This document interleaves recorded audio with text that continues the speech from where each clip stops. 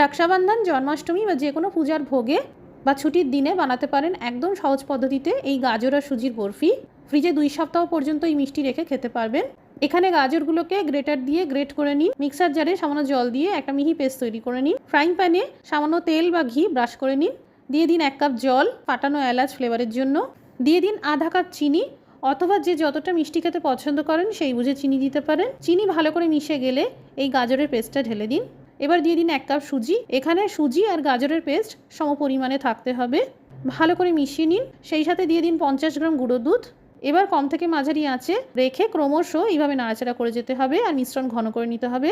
একটা থালায় বা প্লেটারে সামান্য ঘি বা তেল ব্রাশ করে নিতে পারেন। এই মিশ্রণটা প্লেটারের উপর ঢেলে দিন আর এইভাবে সেট হতে দিন। পুরো ঠান্ডা করে নিতে হবে।